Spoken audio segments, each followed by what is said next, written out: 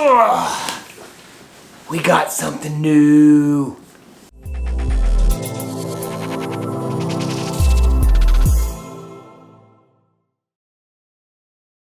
Hey gang, Jason with HOJGaming, and we have a new monitor. We will be upgrading to 4K once I can get one of the coveted 3000 series cards that I want. But this bad boy went on sale and was in our price range, so I will be upgrading one of our monitors. So I'll be going to a 3 monitor setup instead of 2, and I wanted to go ahead and get a 4K monitor that was capable of being NVIDIA G-Sync compatible, as well as having, you know, a decent visual response, as well as, you know, just capable of doing at least what an Xbox Series X could do, which is, I believe they're at the 4K 120 FPS. So this can actually boost to 144 FPS, but you have to use 2 display ports. What is this, you ask? This is the Predator XB3. Let me see if I can get this bad boy up here. Boom! Predator XB3 gaming monitor. We're gonna unbox it here. I'm gonna be on the floor so that we can kind of see what we're doing, and I will get it set up and we'll go over some of the specs and stuff. Yeah, so let's begin with the unboxing. Alright, it comes with a monitor shielding hood installation. You do not have to use this or install it. It is set up to kind of like take glare off of it if you have lighting issues. I don't know that I'll be using that, but it is kind of neat to have just in case. In here is the instructions and warranty and stuff. Looks like it comes with a little nameplate thing. That's pretty cool. Decorative. I don't know. It might go on the monitor somewhere. This is for the pass-through USB. This is what this controller is. It comes with a DP. Oh, it comes with 2 DP cables. Nice. That is nice. It comes with 2 DisplayPort cables. I guess with as much as you're paying for it, and the fact that you need 2 display ports to get to the 144 for refresh rate, they're giving you that. And this looks and appears to be like a wire cage thing. So we'll see what that is. This is the cable, standard cable. This appears to be another plug. So it looks like the power part of this is actually external to the monitor. So if you look at this, so it's just a plug that goes into the monitor, right? So the actual power brick is external to the monitor. You're starting to see this with with pretty much everything. Like my Xbox has it. A lot of the other monitors I have it as well. And I think they're just, I don't know if it saves them money or saves them on heat or something if the power source is outside of the monitor. But hey, that's pretty cool. You do get what you need to turn it on. All right. Now the piece de resistance.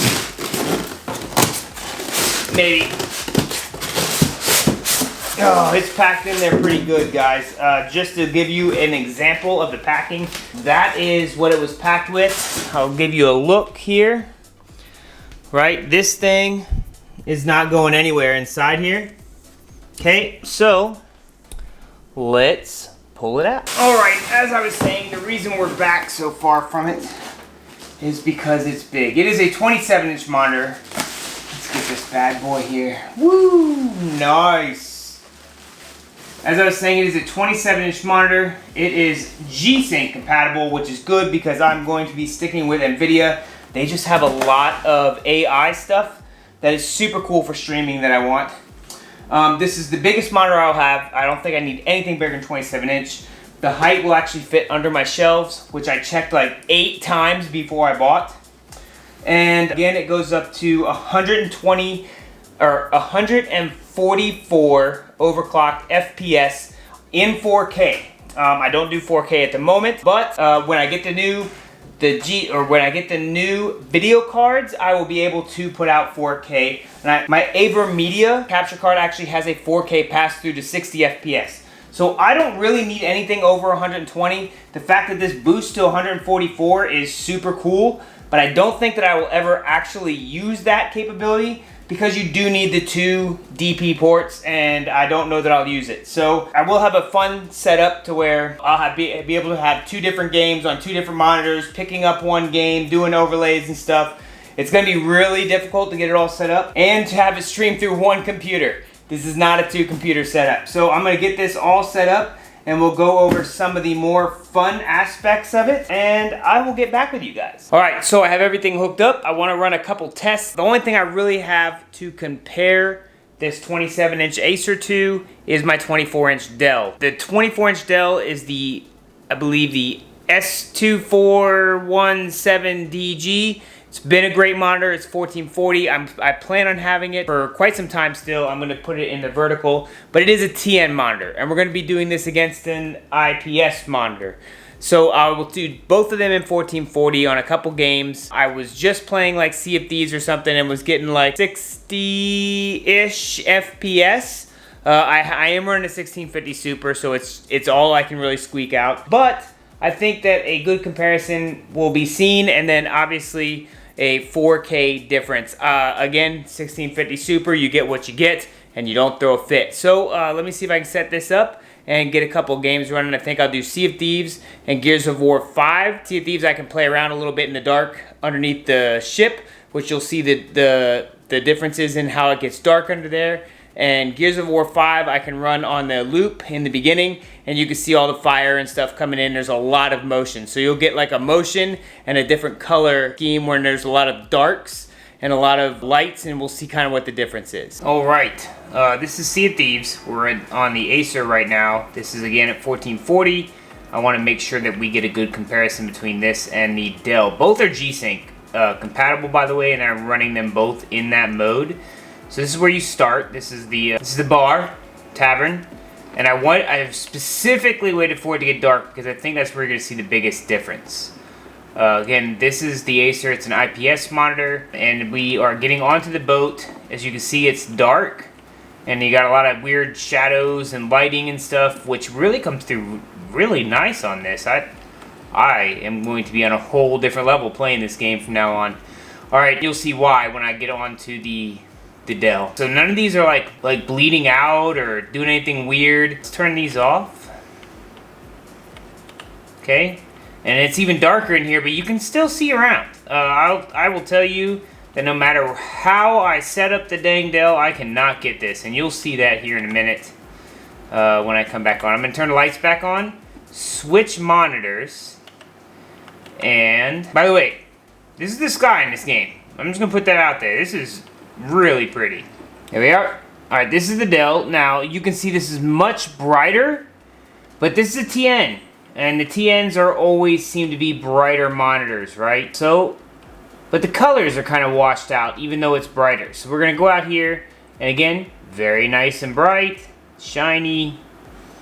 But then when we get on the boat, and we get to the blacks, you'll see the difference. Now, I did not mess with that. Now, see the blacks, how they're washed out? Right there. And right there, they're really black. Let me turn off the lights again.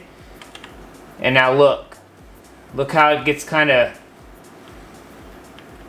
Yeah, I don't like that. How it kind of bleeds. It's really bad when I'm streaming. I can definitely tell then. Yeah, see? I don't like this. I don't like how this is. Now, granted, again, both are G-Sync. Both are running at the same 60 to 70 FPS with no issues, right?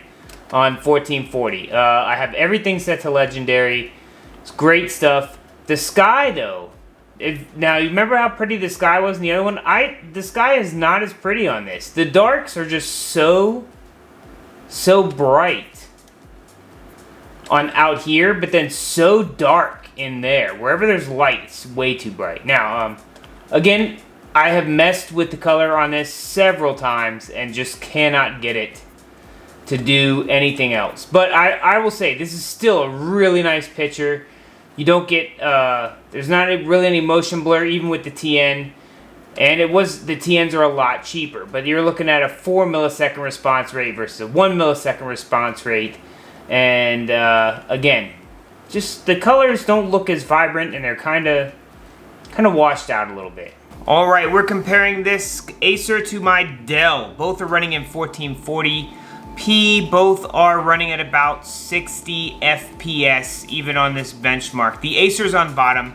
The Dell is on top, as you can see in the text. I think that the colors are a lot better on the bottom. Then the TN is obviously, again, much brighter, just like we saw in Sea of Thieves. But I think that you can tell a very slight distance in the millisecond response time. Like there seems to be a little less motion blur on that IPS monitor versus the TN. The colors don't tend to bleed as much, I think, but maybe that's just what I see. I really like this benchmark. You get a lot of action and stuff. Now the action scenes do tend to differ every time you run the benchmark, so we're getting a little bit different scenes here, but for the most part, it's all the same. There's actually speakers on the Acer where the Dell does not have that. So if speakers are your thing, I'll let you know that the speakers on this are really, really weak. What you are actually hearing is a sound bar I bought for the Dell. If you're gonna need to do anything with a better speaker, if you're not just gonna be worried about headphones and stuff, like I do Just Dance and I require the speakers to set off my lights in the background. Being that I needed that still, I am still using my sound bar. I think it just gets a lot better sound. I think it's like 10 watts versus the 4-watt speakers that come on the Acer.